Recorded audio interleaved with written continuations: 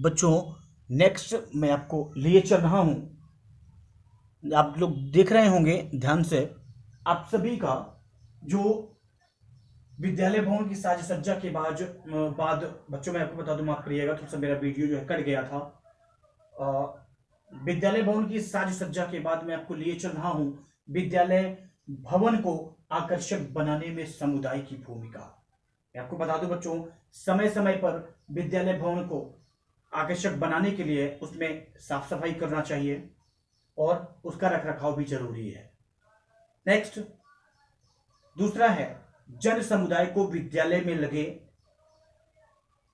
Handpump की देखभाल करनी चाहिए। जो हैंडपंप विद्यालय में लगा हुआ है उसकी देखभाल करना चाहिए तथा विद्यालय के सुंदरीकरण की ओर भी ध्यान देना चाहिए। नेक्स्ट मैं आपको बता दूं बच्चों, समुदाय के लोगों को, समुदाय के जितने भी लोग हैं उन सभी लोगों को विद्यालय को आकर्षक बनाने के लिए आर्थिक रूप से भी सहयोग करना चाहिए। और ये तो हो गया विद्यालय भवन को आकर्षक बनाने में समुदाय की भूमिका।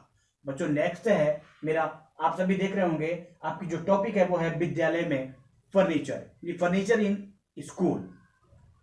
मैं आपको बता दूं बच्चों, विद्यार्थियों के स्वास्थ्य पर विद्यालय के फर्नीचर का भी अत्यधिक प्रभाव पड़ता है। यदि विद्यालय का फर्नीचर छात्रों की आयु, लंबाई इत्यादि के अनुकूल नहीं है तो छात्रों में विभिन्न प्रकार के दोष भी उत्पन्न हो जाते हैं। मैं आपको बता दूं, जैसे उनकी जो पाचन जो शक्ति है वो बिगड़ जाती है, या उनकी पीठ में कोई ना कोई विकार उत्पन्न हो सकता है। और प्रत्येक कक्षा में इसलिए छात्रों को बैठने के लिए उचित व्यवस्था होनी चाहिए, जिससे उचित आसन में बैठकर बच्चे शिक्षण कार्य करें। जब वो उचित आसन में बैठ करके शिक्षण कार्य करेंगे तो वो बहुत लाभान्वित होंगे। और मैं आपको बता दूं, बैठने का आसन उचित होने पर विद्यार्थी थकान देर से अनुभव करता है तथा उचित अधिगम जो है वो करने लगता है। और शिक्षण के दौरान विद्यार्थी के आसन की उपेक्षा कभी नहीं करनी चाहिए। नेक्स्ट है, आप देख रहे होंगे विद्यालय में फर्नीचर। फर्नीचर का मतलब मैं आपको बता दूं बच्चों, जैसे मेज, कुर्सी तथा डेस्क। मैं आपको बता दूं बच्चों, जैसे टेबल, चेयर एंड डेस्क की अगर हम बात करें तो ध्यान से सुनिएगा आप सभी। मैं आपको बता दूं, चूंकि मेज कुर्सी पर छात्र अधिक समय तक बैठते हैं, अतः इसका उपयुक्त होना बहुत आवश्यक होता है। और मैं आपको ये भी बता दूं कि यहां उपयुक्तता से हमारा तात्पर्य डेस्क की लंबाई एवं आकार संबंधी उपयुक्तता से है, जिस पर सभी छात्र बैठकर सुविधापूर्वक लिख और पढ़ सकें। डेस्क ठीक होने पर शरीर की स्थिति को ठीक ढंग से रखते हुए वो अपना शिक्षण कार्य जारी रख सकेंगे और उनके मन में किसी तरह की कोई भी कमियां नहीं होंगी। अगर कमियां होंगी तो वो चिड़चिड़ापन में आ सकते हैं और छात्रों को फेफड़ों की भी बीमारी हो सकती है इससे। और इस संबंध में मैं आपको बता दूं, कुछ ध्यान देने योग्य बातें भी हैं, मैं आपसे करना चाहता हूं। वो है जैसे पहला पॉइंट अगर हम ले लें तो मैं आपको बता दूं बच्चों कि डेस्क के ऊपरी धरातल में 15 डिग्री का ढाल होना चाहिए, ताकि विद्यार्थी जो है वो अपना पढ़ते समय 45 डिग्री यानी 45 अंश तथा लिखते समय, याद रखिएगा बच्चों, पढ़ते समय 45 अंश और लिखते समय 15 अंश का कोण बनाया जा सके। ये ध्यान दीजिएगा आप सभी। दूसरा पॉइंट है, डेस्क के धरातल का किनारा छात्र के पेट पर दबाव डालने के लिए नहीं होना चाहिए। याद रखिएगा, उसका जो किनारा हो वो पेट पर दबाव नहीं होने देना चाहिए। हालांकि ये पेट से वो स्पर्श करते रहना चाहिए, छूते रहना चाहिए, लेकिन दबाव नहीं पड़ना चाहिए। और यह तभी संभव है जब कि डेस्क के ऊपरी तख्ते का निर्माण उपयुक्त ढंग से हो। तीसरा पॉइंट, डेस्क के स्थान पर चौरस धरातल की मेजों का उपयोग मात्र प्रयोगात्मक कार्यों के लिए होना चाहिए और पढ़ने लिखने के लिए, ध्यान से सुनिएगा, पढ़ने लिखने के लिए इनका उपयोग कदापि नहीं होना चाहिए। नेक्स्ट पॉइंट है, जुड़े हुए डेस्कों में, याद रखिएगा आप सभी, जुड़े हुए डेस्कों में फेरिंगटन डेस्क अधिक अच्छे होते हैं और इन डेस्कों की विशेषता यह होती है कि इन्हें बालक अपनी आवश्यकता अनुसार प्लस या माइनस या 0 की दशा में रख सकता है। इस प्रकार के डेस्क में बालकों को पीठ को, जब वो बैठता है ना, तो पीठ को टेकने के लिए टेक भी लगी रहती है। इसकी कुर्सी कुछ पीछे की ओर झुकी हुई होती है। इसकी जो चेयर होता है वो कुछ पीछे की ओर झुका हुआ होता है और कोना, इसका जो कोण होता है, इसका जो किनारा होता है वो गोलाकार होता है। कोना जो है गोलाकार होता है बच्चों, जिससे वो पैर भी ठीक तरीके से सीधे अपना कर पाते हैं। आपको और भी बता दूं बच्चों, याद रखिएगा, जैसे कुर्सी की सीट थोड़ी होनी चाहिए, थोड़ी भी हो और वो चौड़ी भी हो। कुर्सी की सीट चौड़ी होनी चाहिए जिससे बालक अनुप्रस्थीय रूप में बैठ सके तथा उनके पैर हमेशा सीधे रहें। मैं आपको एक बात और बता दूं बच्चों, प्रत्येक कुर्सी में पीछे पीठ होनी चाहिए, प्रत्येक कुर्सी में पीछे पीठ होनी चाहिए जिससे बालक सीधा बैठ सके और वह उससे पीठ तथा कंधों को सहारा दे सके। नेक्स्ट है बच्चों, मैं आपको ये भी बता दूं, नेक्स्ट है विद्यालय में फर्नीचर के बाद शैक्षिक उपकरण। आइए हम आपको शैक्षिक उपकरण के बारे में लिए चलते बच्चों। एजुकेशनल एपरेटस, शैक्षिक उपकरण। बता दूं बच्चों आपको, शैक्षिक अधिगम प्रक्रिया को प्रभावशाली बनाने के लिए शिक्षक शैक्षिक सामग्रियों का भी उपयोग करता है। जो शिक्षक जितने उचित एवं प्रभावशाली ढंग से शैक्षिक सामग्री का प्रयोग करता है वह उतना ही प्रभावशाली माना जाता है। बालक के अधिगम में विभिन्न शैक्षिक उपकरण का विशेष महत्व होता है जिनका प्रयोग निम्नलिखित रूप में है।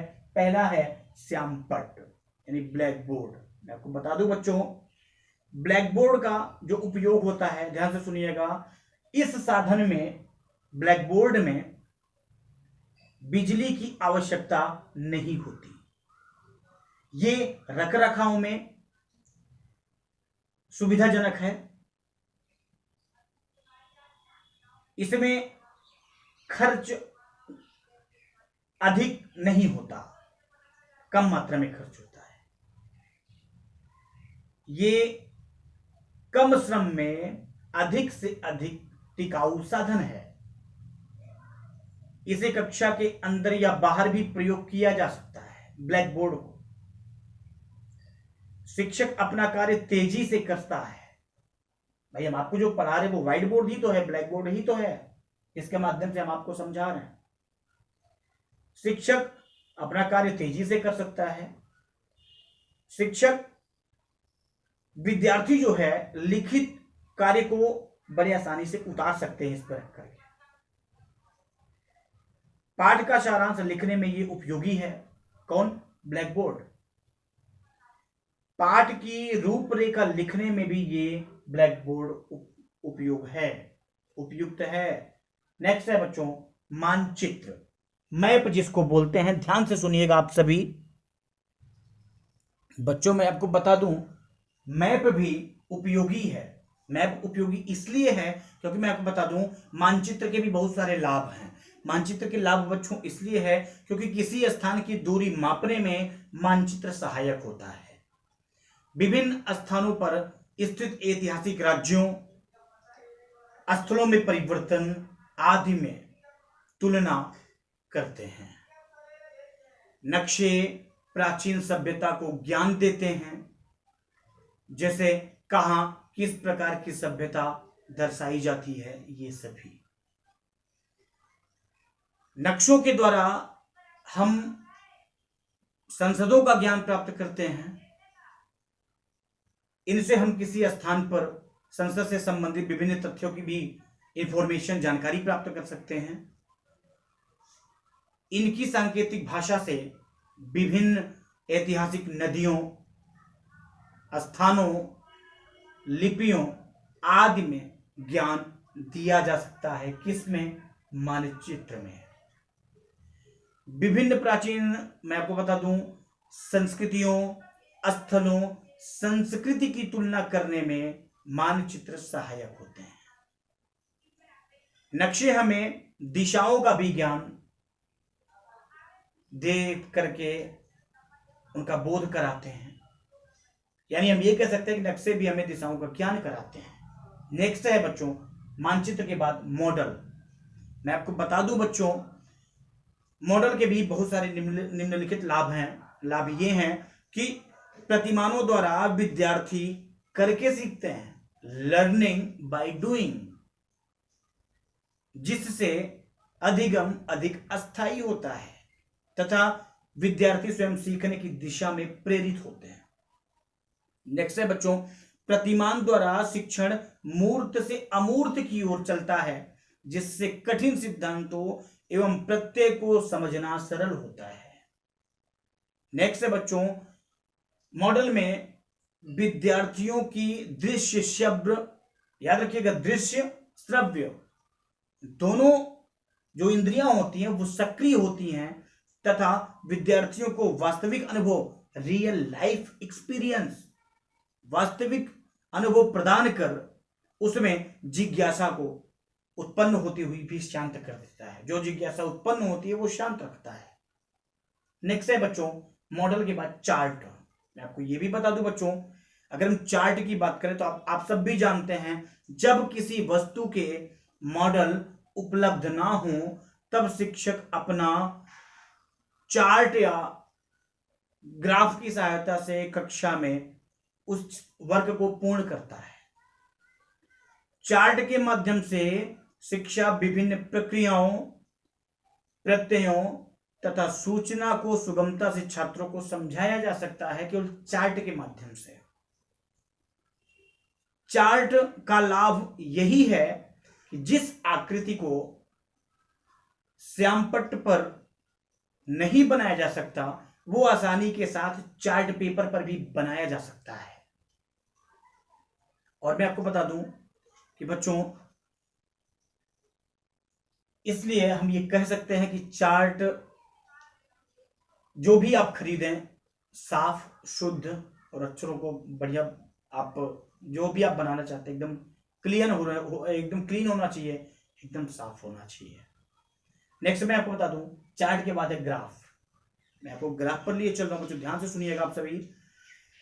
ग्राफ के माध्यम से सांख्यिकी जो आंकड़े हैं उन आंकड़ों को तथा विकास के प्रदर्शन के साथ साथ तुलनात्मक अध्ययन को प्रस्तुत किया जा सकता है। किसके माध्यम से? ग्राफ के माध्यम से।